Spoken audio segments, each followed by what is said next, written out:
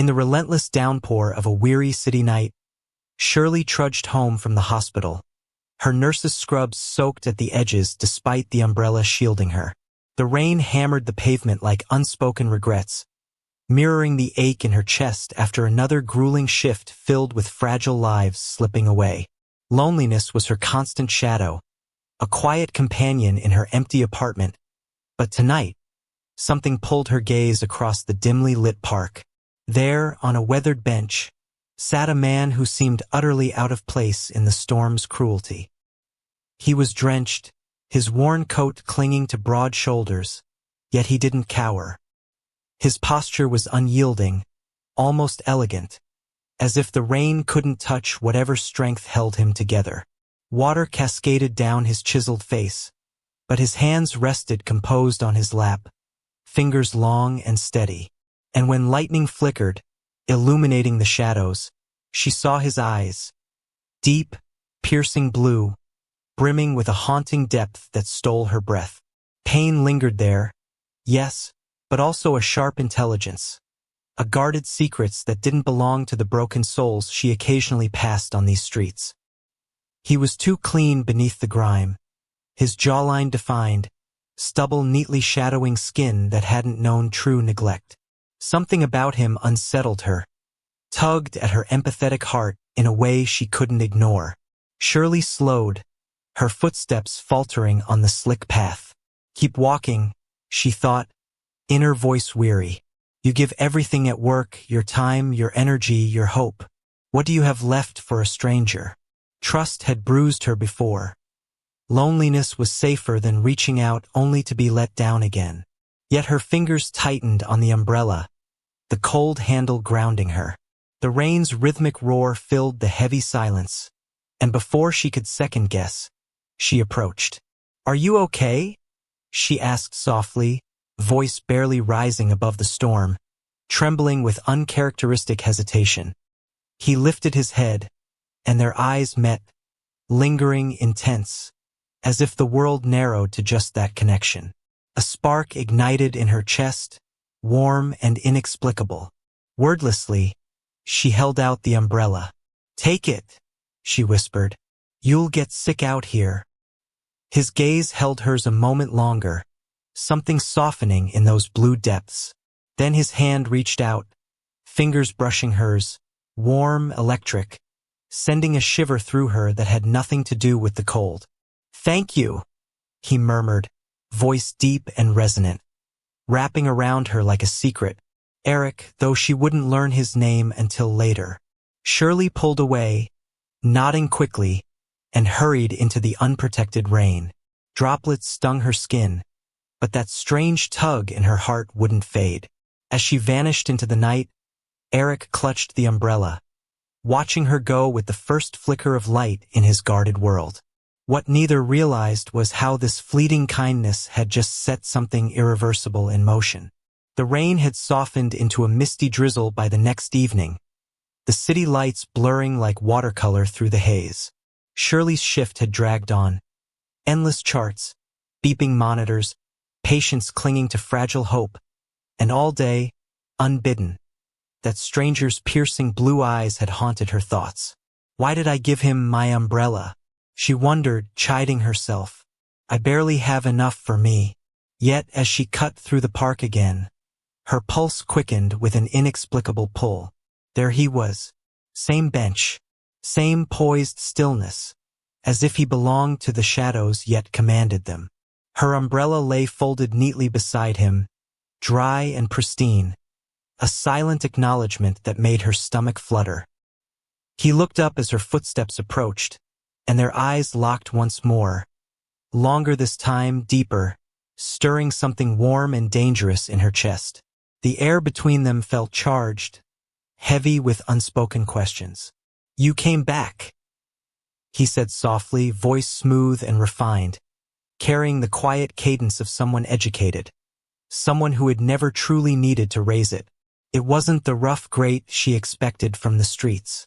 It wrapped around her like velvet.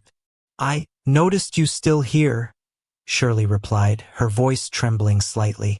She pulled a wrapped sandwich from her bag, left over from her own uneaten lunch, and held it out, fingers brushing the damp wood of the bench. "Thought you might be hungry." He took it carefully, his warm fingers grazing hers again, lingering just a fraction too long. A spark shot through her, making her breath hitch. "Why does this feel so intimate?" "Thank you," he murmured, eyes never leaving hers. "You didn't have to." Eric unwrapped the food slowly, deliberately, eating with measured bites, as if tasting each one, not devouring out of desperation. No hurried desperation, no animal hunger. Just quiet gratitude that felt almost foreign to the act. Shirley sat on the bench's edge, close enough to feel the heat radiating from him despite the chill. Silence stretched, thick and electric, broken only by distant traffic and her pounding heart. He's not like the others, she thought, studying the clean lines of his hands. Who is he, really? As he finished, his gaze softened, something vulnerable flickering beneath the guard. "I'm Eric," he said suddenly, voice low. "Shirley," she whispered back, and in that shared moment, under the fading drizzle, neither noticed the sleek black car slowing at the park's edge, its occupant watching Eric with narrowed, dangerous eyes. The drizzle had faded to a soft mist, cloaking the park in silver haze as Shirley lingered on the bench, her name still hanging between them like a fragile thread.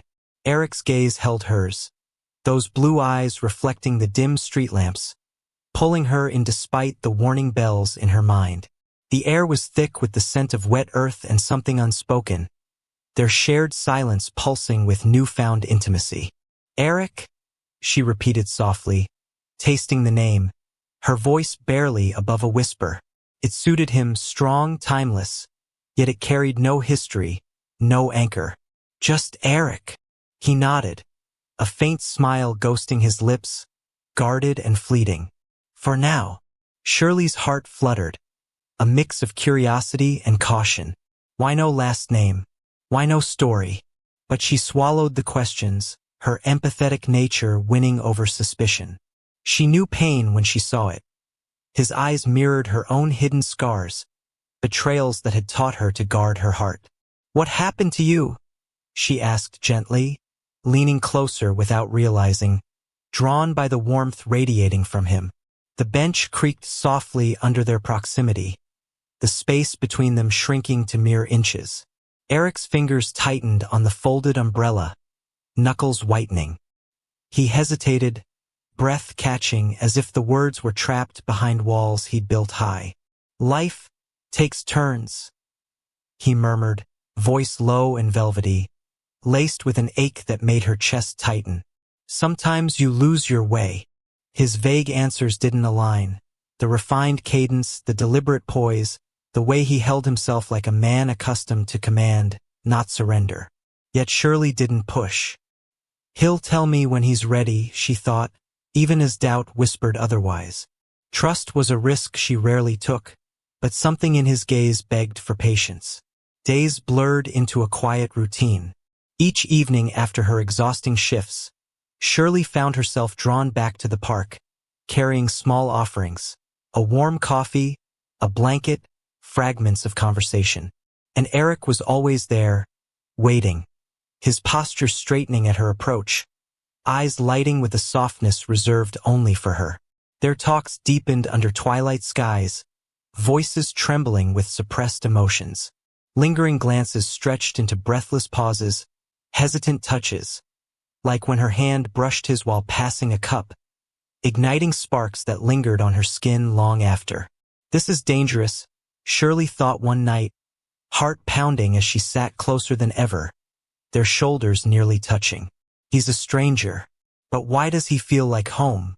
Eric felt it too, the slow unraveling of his defenses, her kindness chipping away at the ice around his heart.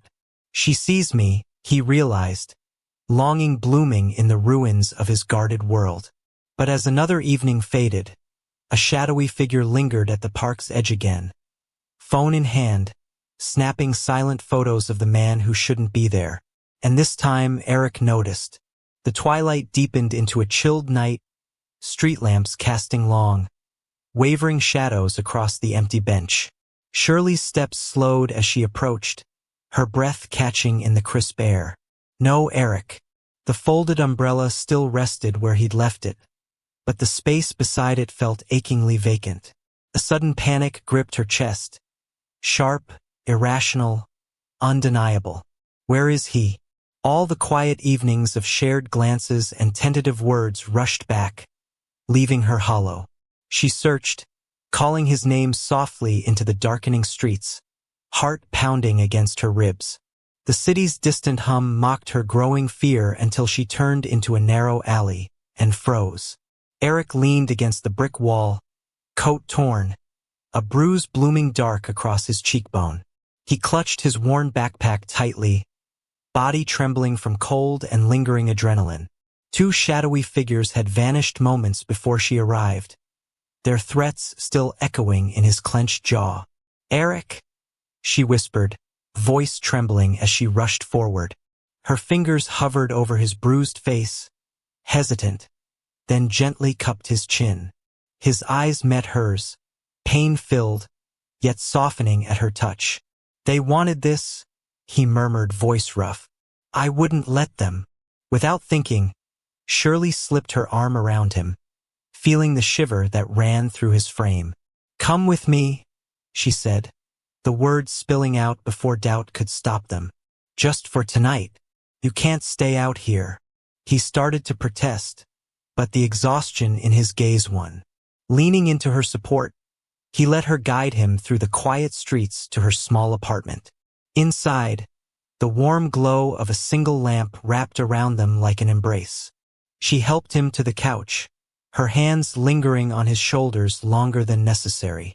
As he finally relaxed, breath evening into peaceful sleep under the blanket she tucked around him, Shirley sat nearby, watching the tension melt from his face. In the hushed stillness, her heartbeat slowed to match his. This isn't just pity, she realized, a warm ache blooming in her chest. Something deeper, something that terrifies me. Outside her window, headlights swept slowly past, lingering just a moment too long before disappearing into the night. The slow sweep of headlights vanished into the night, leaving Shirley's small apartment wrapped in quiet. Dawn filtered softly through the curtains, painting golden streaks across the couch where Eric slept. Days had slipped by since she brought him home. Just temporarily, she told herself, but his presence filled the space with a warmth her lonely nights had long forgotten. Eric moved with quiet efficiency, never imposing, yet revealing fragments that didn't fit. When her ancient laptop froze mid-shift report, he took it gently from her tired hands. His fingers danced over the keys with expert precision, diagnosing and fixing issues in minutes, skills no street-worn man should possess. Shirley watched, breath caught, as his brow furrowed in concentration, the soft glow of the screen illuminating the sharp lines of his face. Later, over a simple dinner, she poured cheap wine from a corner store bottle. Eric lifted the glass, inhaling subtly, then murmured, "Reminds me of a '98 Bordeaux." With such casual authority her fork paused midair. How would he know? She wondered, heart quickening. Nights were the most unsettling. As exhaustion claimed him on the couch, he sometimes spoke in flawless French, low, melodic words that sent shivers down her spine. Once, half asleep, he reached for an invisible phone, voice cracking with raw regret. "Charles, I'm sorry. I had to disappear." Then silence, his breathing evening out, leaving Shirley frozen in the doorway, pulse thundering. She stood closer than she should, studying the elegant slope of his shoulders, the refined bone structure beneath the stubble. "Who are you, Eric?" The question burned, mingling with the growing ache in her chest. Every accidental brush, his hands steadying hers, their knees touching on the narrow couch, ignited sparks that lingered, warm and terrifying. He was healing her loneliness, yet widening the chasm of doubt. "I'm falling for a ghost," she thought, fingers trembling as she tucked a blanket around him one night. Across the street, a figure stepped from the shadows, phone to ear. "I've found him," he whispered. "Eric Harrington is alive. And he's not alone." The whispered words, "Eric Harrington is alive, and he's not alone," dissolved into the night. But the unease lingered like a shadow in Shirley's small apartment. Days passed in a fragile rhythm. Shared glances over morning coffee, accidental touches that sent heat racing through her veins, questions she swallowed to preserve the fragile peace. One evening, rain pattered softly against the window as they cooked together. Simple pasta, laughter bubbling up unexpectedly when sauce splattered his worn shirt. Shirley's heart ached at how natural it felt, how his quiet smile reached his eyes only for her. The kitchen was warm, steam curling in the air, their bodies brushing in the narrow space, her hip against his hand steadying her waist for a breathless second. They ate on the couch, knees touching, silence falling heavy and charged. Candlelight flickered across his face, softening the bruise that had faded but never quite vanished from her memory. "Eric," she said finally, voice trembling with the weight of everything unsaid. She set her plate aside, turning to face him fully. "Why are you really out there? On the streets? You don't belong there. I see it more every day." His eyes darkened, pain flashing raw and unguarded. The question hung between them like a blade. He reached out, fingers trembling as they traced her cheek, thumb brushing her lower lip. "Shirley." Her name was a plea. She waited, heart pounding, but no answer came. Instead, he leaned in, slow, inevitable, and kissed her. It was desperate, tender, a dam breaking. His lips moved against hers with aching longing, tasting of wine and unspoken truths, hands cupping her face as if she were the only real thing left in his world. Shirley melted into him, fingers threading through his hair, pulling him closer. The kiss deepened, breathless pauses filled with soft gasps, bodies pressing together in a rhythm of need and healing. That night they gave in. Clothes slipped away in hesitant touches, whispers of reassurance and desire. In the dim glow, they held each other close, warmth, safety, whispered confessions against skin, until the world faded to nothing but heartbeat and breath. Afterward, tangled in sheets, Shirley traced lazy patterns on his chest, peace settling over her like dawn. But outside, a car door slammed. Footsteps echoed in the hallway, pausing just beyond her door. The sharp slam of a car door outside shattered the fragile cocoon of the night, but in the haze of sleep, Shirley barely registered it. Dawn crept through the curtains in pale gold ribbons, warming the tangled sheets where Eric's warmth still lingered. She reached for him instinctively, fingers brushing empty space. The bed was cold. He was gone. Shirley sat up slowly, heart stuttering as the room came into focus. The couch where he'd first slept, empty. The worn coat he'd draped over the chair, missing. His battered backpack, the one he guarded like a secret, vanished from its corner. No note on the pillow.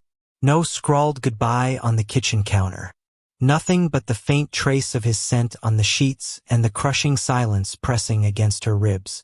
She wrapped her arms around herself, trembling, the memory of his desperate kiss and whispered confessions now feeling like a dream that had evaporated with the morning light. "I pushed too hard," she thought, tears stinging hot and sudden. That question, "Why are you really homeless?"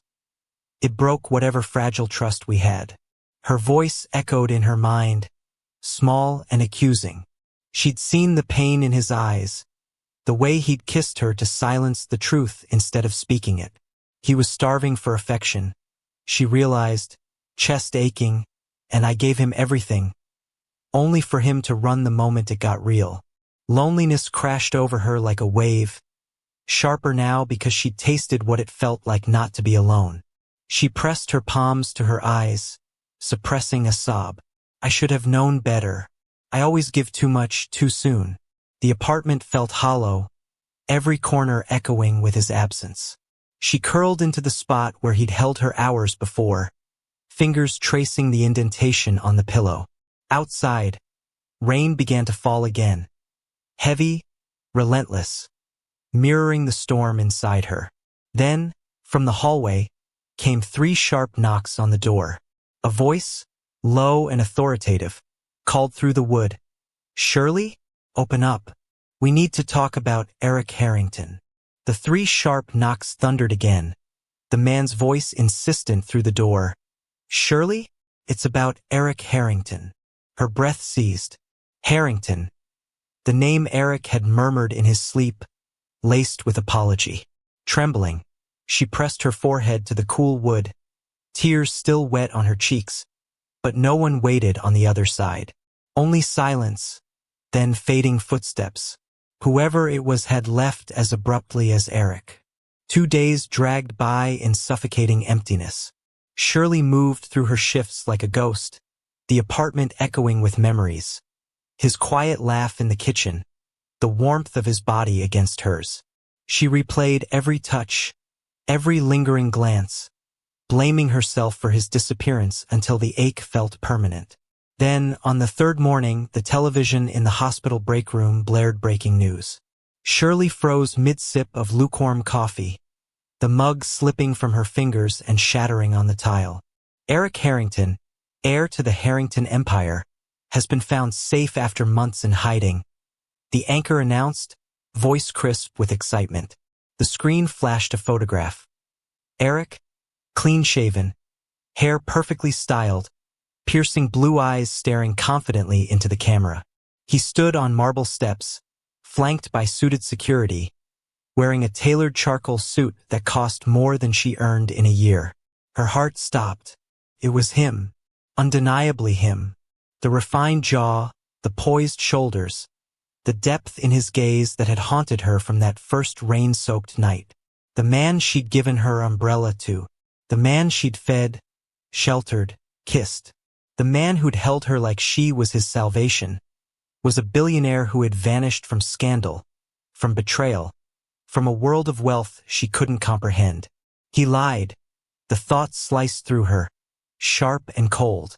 Every vague answer, every guarded glance replayed in merciless clarity.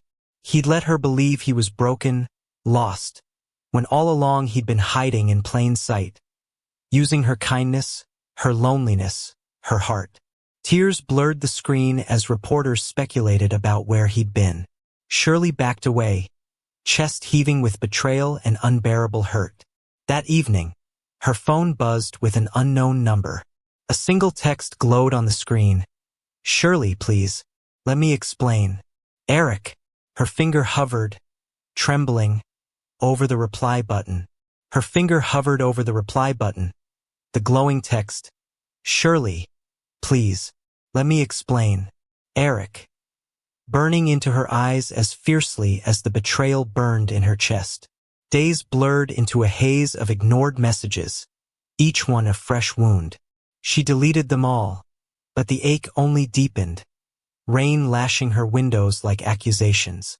Then, on a gray afternoon shift, the hospital lobby erupted in hushed whispers. Shirley looked up from the nurse's station to see him, Eric Harrington, striding through the doors, flanked by 2 stone-faced security men in dark suits. He was immaculate. Tailored coat, polished shoes, the powerful aura of a man who owned the world. Yet his eyes searched frantically until they found hers, raw with desperation. "Shirley," he said, voice cutting through the murmur, low and trembling. The security detail hung back as he approached. "Please, alone."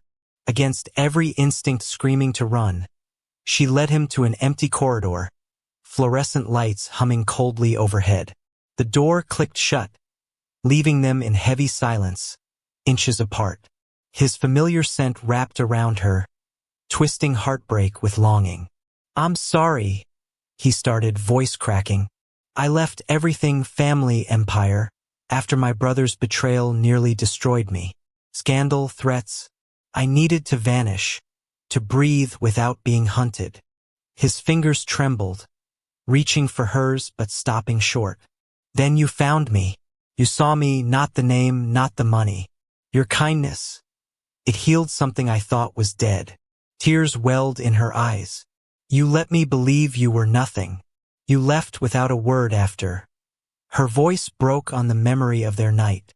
I panicked, he whispered, stepping closer, breath warm against her skin.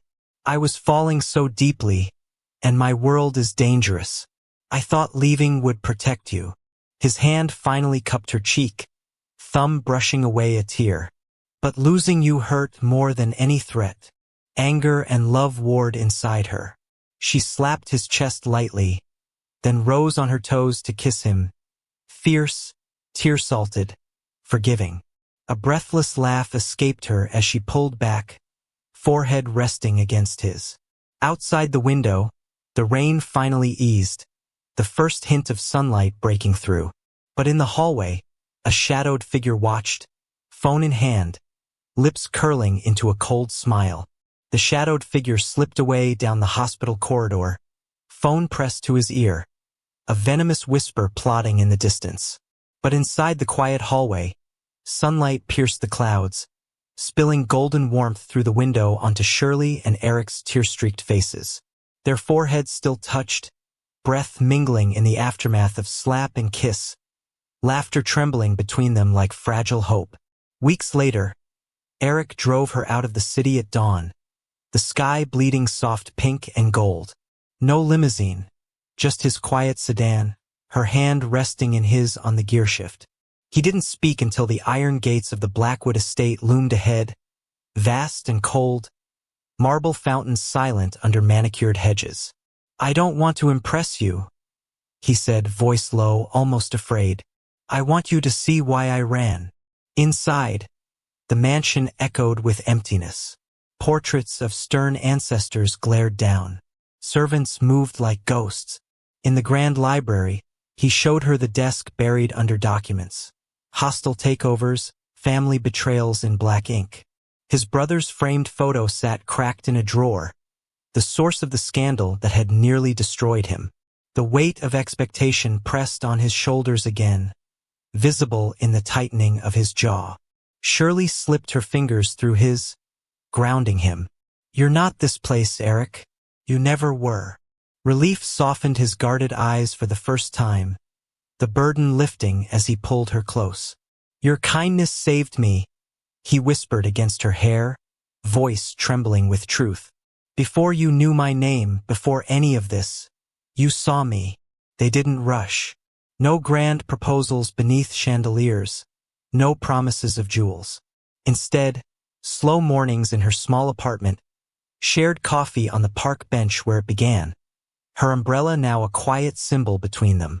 One dawn, as the city awoke in gentle light, Eric knelt on that same rain-worn bench. No ring yet, just his hand extended, eyes shining with steady, hard-won certainty. Marry me, Shirley. Not the empire, not the name, just me, the man you found in the rain. Tears blurred her vision as she nodded, pulling him into an embrace that felt like home. Under the rising sun, two hearts, once bruised and guarded, chose each other completely. And in that quiet, perfect moment, love proved stronger than any fortune ever could.